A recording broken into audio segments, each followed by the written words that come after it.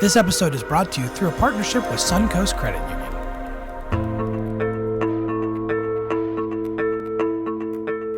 Welcome to the Ignite Project, a Polk County Public Schools podcast made for teachers by teachers.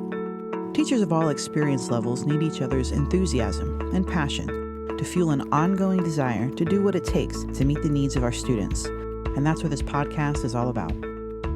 Be energized by their enthusiasm to ignite a love for teaching while they challenge others to join them in their work. Join us now. Hey there, welcome back. I'm Jessica Solano, Teacher Engagement Leader at Polk County Public Schools, and today on the Ignite Project, we have the fabulous Michelle Dinwiddie, 2018 Polk County Teacher of the Year. I'm so excited you're here with us, Michelle. Thanks for coming. Thank you for inviting me. Yeah, I'm so excited because there are people in your life that you will have in your teaching career that you really get to see the passion in, and you get to see how fabulous teaching can look and feel, and especially with this topic that you're going to bring to us today about transformational teaching and how it can be such a game changer. So I'm excited that we could jump into that. Michelle is a 10th grade reading teacher at Lake Gibson High School. This is her 12th year of teaching, and she actually has just completed her master's in transformational curriculum at Florida Southern College, which is brand new. And correct me if I'm wrong, has really sparked this interest in you in transformational teaching. Is that You're correct? absolutely right. That's so awesome. And so we're going to get into this idea of transformational teaching and why it truly is a game changer and something that has to be a part of our teaching. But I really want first for our audience to get to kind of see a glimpse into your classroom because it is so unique for someone who's walking in. So if I'm someone kind of, either another teacher or an administrator just visiting your classroom, never been in here before, if you can explain to us what it looks like and feels like, sounds like to be in your classroom, basically with your interactions with your students, what some of your lessons look like, and maybe that'll kind of start giving us a glimpse into what transformational teaching is. Sure. Well, things have changed in this season, but some things are long-lasting with our classroom. I often hear comments that when you enter my classroom, it's very calming, soothing, and very well decorated. I've really treated it much like I have my own home, which in many ways it really is. And I just want my students to see that it's a space I really care about. Mm-hmm. And for that reason, it's really been quite organized. And it's organized in a way that I definitely want students to anticipate one thing. And that's when they walk into the classroom that they have a very clear purpose. There is a lot of noise, mm-hmm. but I would call it productive noise. Because we're building learning together. So there's a lot of class discussion, pair readings, pair discussions. So we're just coming together with our voices and expressing our ideas and our perspectives. I would confess that one of my fears, and I don't confess this very often, is that a teacher would come into my classroom and just hear me talking. Mm-hmm. And while instruction is necessary, I truly feel that if I am talking with students, that learning is not occurring, or not meaningful learning at least. I really believe that my students need to be doing all the work. Right. And all of my hard work happens off stage. And unfortunately, I can't take the stage of my own classroom and perform and shine because while I'm working backstage, my students are the ones performing and shining in the classroom. So I always want my students doing the work. And when someone comes into my classroom, they sometimes can't even find me. I'm just really blending in with the students there. I'm not at the front podium, whatever that is, or even at my desk. I'm sitting with the students, just belonging there with them and blending right on in. When I teach my students, I often will stand in the back because I don't want that presentation vibe. Mm-hmm. And so the students can't even see me. And it's what many people would call transformational. Yeah. I love that. It's because it's so different, I'm assuming. Like that we are used to the paradigm and even for high school, right? For it to be sometimes very seemingly lecture-based or that I'm up at the front and you can clearly see I'm the teacher, I'm in charge. I like you say that this is my stage. And so I love getting to see that with you and the teacher mentees that you've been able to work with. That's part of what we've been able to talk with them about is maybe if I have this tell on my face, I can stand in the back of the room so they don't see it and they're not getting these clues. Or the fact that the students need to be doing all of the work. because the person doing the working is the person doing the learning. So I absolutely love that. And I think that is so evident and so good for all of our audiences to hear that in high school and in elementary school, regardless of your student age, this type of transformational teaching can happen where the students have center stage and you can just support that learning. I love that. Awesome. So what got you interested in teaching this way? Was it just like how you got this experience and seeing this while you were in college, or did it kind of come with the master's program? Like, what got you involved in teaching that way? Well, it certainly was when I first began my master's program at Florida Southern. And it's a brand new program there, really. Yeah. And I was immediately enticed with this way of thinking and teaching, especially with my experiences having lost students. Former students, and I'm well aware that's not an uncommon experience, unfortunately. I've lost students to shootings and car accidents, and most recently of cancer.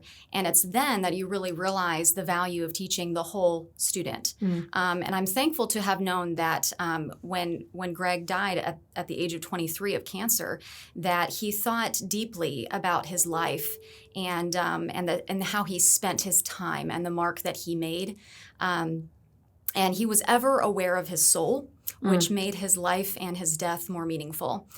So when I recall that education is about people, Right. and a fulfilled life is more than just intellectual pursuits, everything in my classroom really changed. That is so powerful. Sometimes we can get so involved in thinking, I've got to make the test score. I've got to get this many points. I got to get my students to graduate. I got to do this. But sometimes we can lose sight of the fact that we're helping raise an entire human, the ins and outs and the emotional side along with the educational side. So that is so powerful to be able to say, you don't know how much time you have with your students. And if it's something that can help develop them into a better human, that's what needs to be there. That's awesome. And so especially for someone like you who's been teaching for about 12 years, so you've started to see things come and go, and there's certain times where we see things actually kind of make their way back into education. So I always love to hear from teachers who are very passionate, very focused on what they're doing, to hone in on a strategy that they found to be extremely valuable. So it seems like you're doing that with transformational teaching. So if you could explain, why is it this is something that out of all the things that go on, the many things that are really great in education, what experiences have you had with transformational teaching that make it something that you really want to hold on to, and maybe even what impact has it had on your students that makes you stand by it so much? Yeah, well, first let me communicate exactly what transformational teaching is. I feel like some individuals might not fully know what transformational teaching is, and much of my understanding of transformational teaching comes from the book Transformational Teaching in the Information Age, making why and how we teach relevant to students. And I learned there that transformational teaching is complex. And transformation itself involves an evident heart and mind change that helps students achieve their potential and their purpose.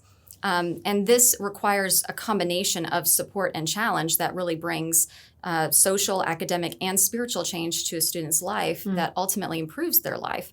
In its most basic form, transformational teaching is teaching the whole student. But in addition to academic considerations, the transformational teacher considers social goals like responsibility and cooperation, but they also see this spiritual summons.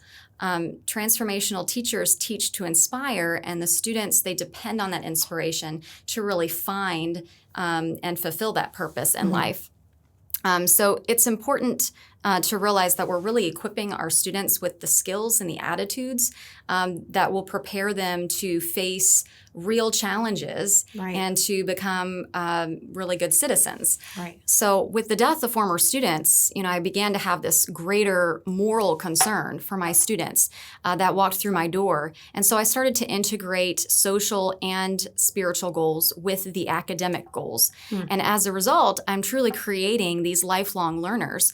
For example, I might ask my students to write their own obituary, which sounds a bit intense, but that allows them to realize that their lives they see their lives in a spiritual dimension, which goes beyond the here and now, and they're able to really reflect on the qualities they want to be remembered for. Right. And so when I consider our curriculum, I ask myself the questions, is the content worth knowing?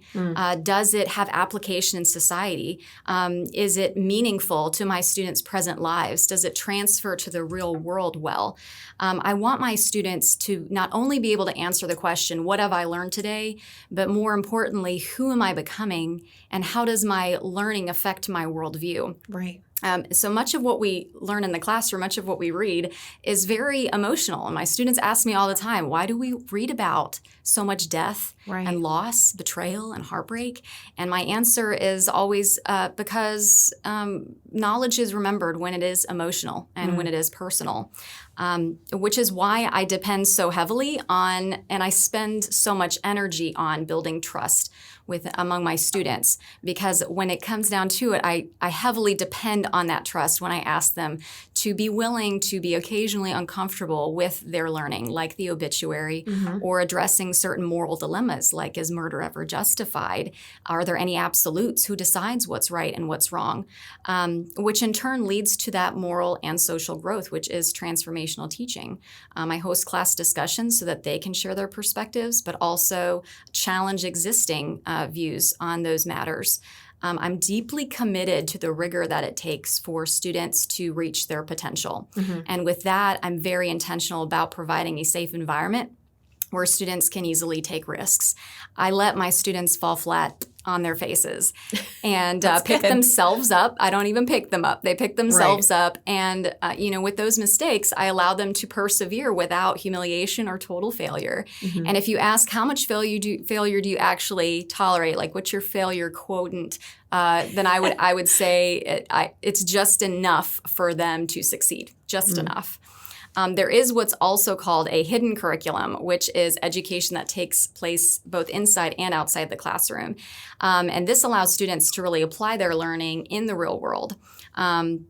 The impacts are enormous, and I'll share an example of someone within our district as well. Teachers can actually use this strategy of what's called service learning to connect the learning to meaning and purpose. And the teacher really builds this into the curriculum. So you attach a service project to an existing objective that's part of the curriculum.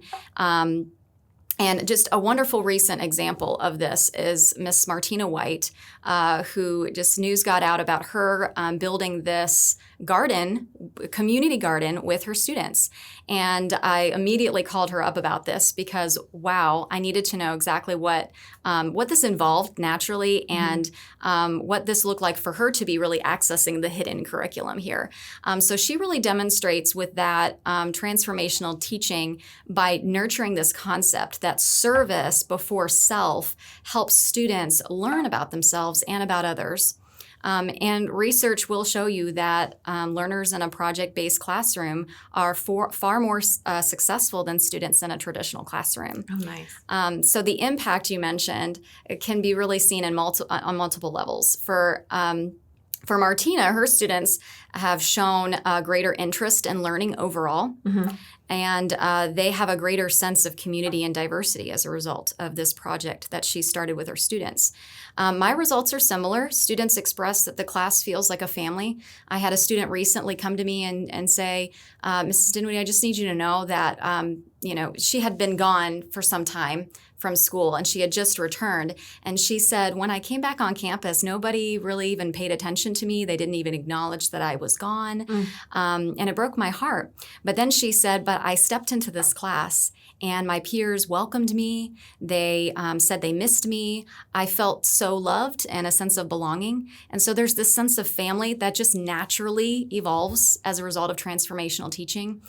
Students are more intrinsically motivated as well. I know this because the students don't ask, why are we doing this? Or how much is this worth? Or is this a grade? Right. Test scores are higher and the morale is even higher than that. Right. Students are enthusiastic about the learning that they do in the classroom.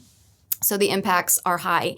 And as Greg testified, the impact even goes beyond graduation and into adulthood, where students can take with them their purpose and their desire to serve others before themselves. That's so awesome. And you hit on so many great points too. I think what I've seen is that sometimes they're unmeaningfully becomes two different camps. You have some teachers who are really focused on the curriculum and really focused on teaching and what that instruction looks like. And then you have another group of teachers who put a lot of their focus on that or the social emotional learning side and really going into building up the students' soft skills and stuff like that. But sometimes they can become very isolated. But you are talking about really bringing those together and making it something that is serving the whole child. Right. And so I think a good question then too, as you're kind of wrapping in the impact and how the buy-in that these students are getting in your class and in Martina's class, to be able to see that I can connect what I'm doing in the classroom, not only to the real world, but also find meaning behind it. How do you find a way to balance that so that you're still putting your efforts into helping them make spiritual goals, helping them become better people, creating this family in your class, but then also making sure that you're not losing sight of the content and the standards that need to be taught and making sure that they're still staying on track and being able to compete with their peers academically? Have you found that that's been challenging to try and balance that, or have you found a way that kind of really seamlessly integrates the two? I think my thought process is to just make it an extension of the learning. Mm-hmm. And so you have the core content and they're learning the standards and the skills, but then what can we do to really apply this to our own lives? So we might be studying several, modules, several standards with one piece of writing. For example, Keep Memory Alive by Elie Wiesel. Mm-hmm. And we hit those standards, we hit that academic growth. But then I might extend that to say, Elie Wiesel makes the comment in this piece of literature that if we remain silent, we're actually helping the victim. So he's referring to the Holocaust victims here, and that by staying silent, so many of us just stood and watched and we did nothing. And so we first of all need to remember, but we ultimately need to speak out and pick a side and do something. And so I might ask students to consider where do you see victims in our society today? And how would you then not be silent? How would you communicate that injustice? And so the students themselves figure out, wow, look around, there are things wrong with our society. Very much so. And so they determine those issues within our society. And then what's more is they start to realize there's a purpose to speaking out. So what he says here, and academically we've already hit that, but now let's see where the moral issue lies. Let's see how we can grow socially as we work together to solve some of these issues that we still see today. Right. And so it is an extension, and it is an added time. But if you want to talk about time saving, we hit all of the academic standards throughout the year, and students don't even really realize that they're growing morally and socially as well. So it's just so incredibly natural and embedded within our curriculum when you have that focus of just the whole child. And there are very practical ways that you can do this that really doesn't even take time at all. And it's not even a misbalance or a struggle with hitting all of those points. Right. And you use a lot of examples because you teach 10th grade ELA students. So some people might say, well, in literature, there's tons of great examples, and I'd be able to tie it like you've so nicely described. But I've even seen math teachers, first grade math teachers, create this idea of the service projects, and so that they're doing their math and they're learning how to measure or group or do different things. And then they take that into, we're going to provide pencils for schools in Jamaica, or we're going to provide these different types of community service projects for our own community. And so the students are using those same math skills in a way that's more service driven. And she found the same thing. It's not necessarily like I have to teach them in isolation. Like I'm going to do a morning meeting and we're going to talk about empathy, or we're going to talk about self-respect, and then we'll teach math. It's all integrated, depending on whatever you're teaching, and just being purposeful and looking for where those connections can be made. I also love you really were talking about how your students, that's that example with the student who's been gone. And no one really realized it. And she comes back to your classroom. And I love that it wasn't you that she's mentioning as the one that missed her. It was her classmates. Adam Smith talked about that on his podcast too, and how you could put in all this work, but you have to get your students to go on and become the village that surrounds the student. And you're teaching them how to have those skills as well. So I think that is so powerful to be able to see, hey, it's the students that have taken this on and realize the value of treating each other like family, especially today when a lot of kids can feel very alone and invisible, and the power that must have, and all the experiences, the bad experience really that are being avoided because they're having this family atmosphere is so powerful. And so you mentioned about Miss Martina doing some transformational teaching. Have you seen other examples of transformational teaching in other teachers, or are you finding that it's kind of slowly taking root and teachers aren't necessarily exposed to it yet? Yeah, I still feel like teachers are a bit reluctant, especially to take an approach like Martina, right? Because the challenges are obvious to something that large. But, I see teachers demonstrating transformational practices and they don't even know it really, just by, being a real person with real emotions. I mean, just by demonstrating character traits like empathy, right? Compassion, honesty, grace within your classroom, and transformational, because you're modeling that character. I do still feel like this is pretty new. I still feel like a lot of teachers are practicing traditional classroom routines and learning. So I still think that this is something that can be really promoted more. But I love the idea that the math teacher takes the learning and says, now let's go, do the landscaping for the local, community center. Right. So those kinds of things, they take time and practice, a lot of energy, but there are still very many simple ways that teachers don't even know it, and they can, if they're not already, they can easily access these practices. Absolutely. Absolutely. So anytime we're pushing, new ideas out there, of course, there's always, because we're natural, we're human, we'll look at things and say, well, but you don't know my class or my situation or the different things, the constraints that I might have in my community or in my school. So for people who are thinking that and kind of worried about those challenges, what advice do you have for them to kind of give them that entry point into getting into transformational teaching? I mean, yes, I absolutely understand those challenges are incredibly visible. I mean, transformational teaching does take time. It requires a lot of planning. And if you do take that approach like Martina, you have to ask the questions, how do I organize a field trip or service project? How do I pay for this? How do I link this to a learning objective in my classroom? And even other challenges as well, like, those students that are very reluctant to give you their trust, even though you've given, your most noblest of efforts there. Right. Some classes are very difficult to unite, and family is not easy to establish. That sense of belonging is just lacking. And so those challenges are very evident, but I would still encourage teachers that are interested in teaching the whole child that you can do this in-house. I mean, you can bring the outside in many practical ways, like being the real person with real emotions and just demonstrating positive character traits. You can still integrate service in your classroom by, collecting canned goods for those in need, or determining, who we would like to kind of pre-package thank you bags for, maybe local first responders. And so there are ways that you can do this without taking too much time or without going outside the classroom. You can bring visitors into your classroom instead of going on field trips. Right. So really, it's just my encouragement is whatever gets the students focused on service above self, whatever encourages students to become more curious, whatever encourages students to form their own identities. And for the skeptics out there saying, yeah, you don't know my students, I would say there's no limitation whatsoever to teachers and what they can do to provide meaningful, nurturing experiences for their students. And in truth, the only thing I think holding us back would be our own attitudes about it. Absolutely. Yeah. Right. And don't they all deserve it? Despite the students' attitudes or what you're experiencing in your classrooms, they all deserve to have the opportunity to be able to grow in a way that's so different than maybe they might have experienced in the past. And the person who's in charge of giving them that opportunity is really you as the teacher. So that's a big responsibility to have for sure.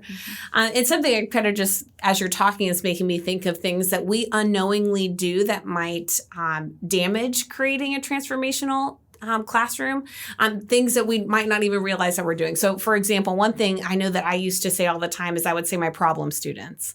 And by saying that, it's very fixed. We just had Dr. Garcia on our show, and she was talking about growth mindset and grit.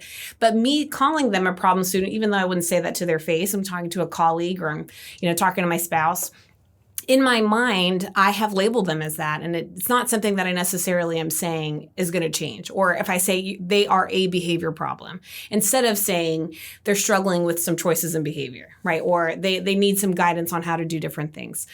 So I wonder if there's things that we might unknowingly be saying, not even to the students, but saying to ourselves or doing in class that might actually create more of a barrier that we're putting in place for ourselves, that if we just identify that and move it out of the way, it might open the door for transformational teaching. Is there anything that you think would be maybe a barrier that we're not really realizing is there? I think one that stands out particularly is simply lowering expectations. When you kind of release those expectations from students, that, well, if you're not going to share with your partner, okay, or you're not reaching this caliber, you're not contributing to your team, and just accepting that student choice. So when we just lower those expectations and we miss that bar, I think that can be damaging, absolutely. Right. And I think we talk about shining in our own classrooms. I think that also can be very damaging as well.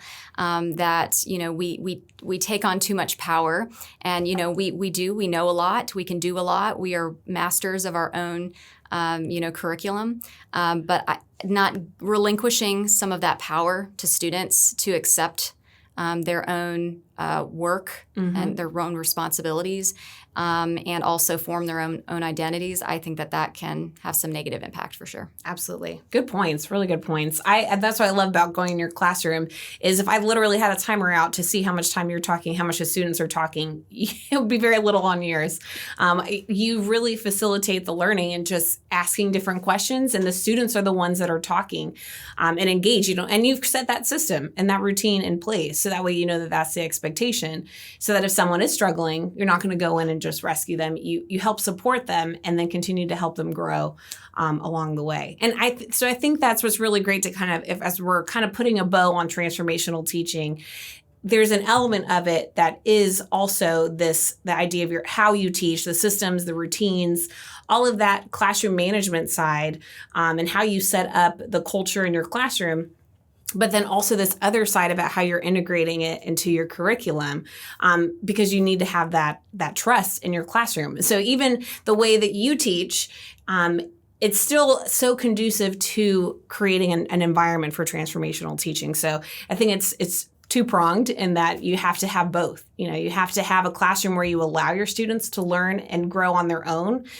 And then when they're doing that, also being able to work in opportunities for them to see things outside of the curriculum, outside of the four walls of their classroom. So that's fabulous. So we always end with the key Ignite Project question, which is if you could ignite something in Polk County teachers and teachers around the world who are listening to this podcast, what would that be? Because we want this to be that flame that someone hears and says, finally, someone gets it. And I now that I've heard this, I'm inspired and I want to do this and spread it to my colleagues. So what would you want to ignite? Well, transformational teaching is, I think, simpler than many would think.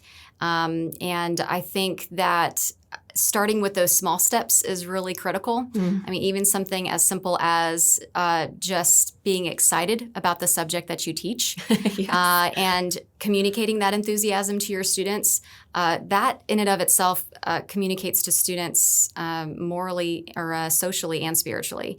So just enthusiasm, I would very much encourage, like starting there, offering your students the choice in how they demonstrate success, or proficiency, mastery to you. If you can Right. show me in another way. I think that that teachers can really rein on this less is more idea as well. That I can get deeper with my content, and that I don't need to worry about time. I don't need to stress out, because transformational teaching, the bottom line is the students will always work harder than you.